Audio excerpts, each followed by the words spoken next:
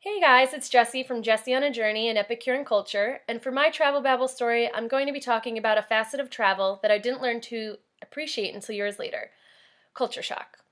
Growing up, I would go on vacation with my family a lot, road trips around North America, going to different amusement parks or cruises to the Caribbean. But the first time I really felt like I was traveling was when I was 21 and I took a solo trip to Bangkok. The 8-day trip to Bangkok was actually just the beginning of a longer summer-long trip through Southeast Asia and China, teaching English a little bit in Shanghai and also doing a little bit of group travel, but for the most part I was going to be on my own. I was really excited but really nervous. I had all these what if questions going through my head. What if I got sick from the food and I couldn't figure out how to go to the doctor? Or what if I couldn't figure out how to make friends on the road? Or, what if because of the language barrier I couldn't navigate the transportation? And I also worried about packing. If I was packing enough, if I wasn't packing enough, if I was packing appropriately for the weather, or if I was packing conservatively enough. And side note, packing a three-piece suit to teach English in Chiang Rai during the summer is unnecessary.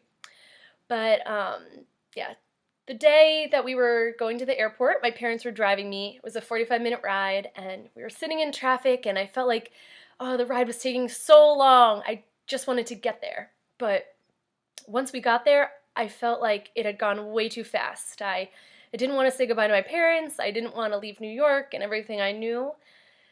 But I did, and I landed in Thailand. I grabbed my backpack. I hid all my personal belongings inside of my pants and inside hidden pockets. I was, really nervous, really like looking all over to see what was going on, and got to the taxi stand. They quoted me a price. I totally knew they were ripping me off from my guidebook, but I was, still nervous, first time traveling solo, so I let him rip me off. Didn't care. I would be getting to my guest house, but he ended up dropping me off at the end of this really long, loud, crazy road, which I now know is Khaosan Road, but at the time had no idea what it was. I just knew that it wasn't my guest house.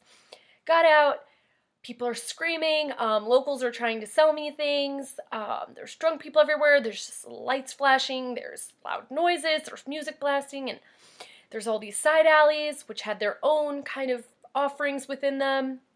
So I'm trying to navigate all these alleyways and all the people, and I'm sweating, my backpack's on my back, my hands are shaking, I'm trying to read these handwritten directions that I wrote back in New York, and took about an hour for me to find my guest house. When I did, locked myself in my room and swore I would never leave again. I was just going to live on the granola bars I had packed, and that was going to be that.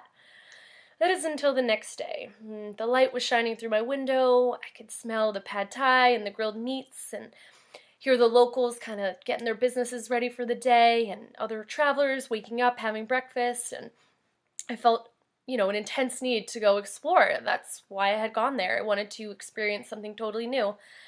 Best of all, I was on my own. I could do whatever I wanted, whenever I wanted. Absolute freedom. So, it was an amazing experience. I ended up truly immersing myself in local culture and a culture that was completely different from my own.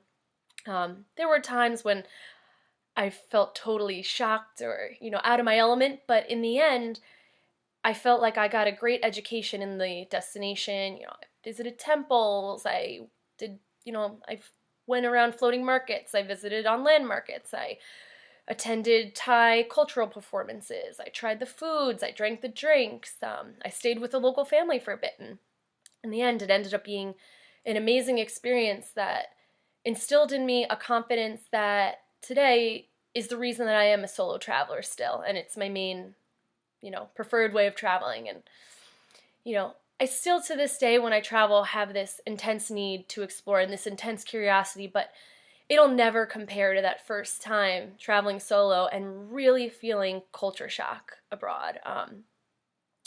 My eyes just felt wider than they have ever been or ever will be, and something I'll always be grateful for, especially because for me, travel is completely about experiencing new things and being shown things that are different from what you already know. So a good dose of culture shock to me is a healthy thing and something that people should learn to appreciate.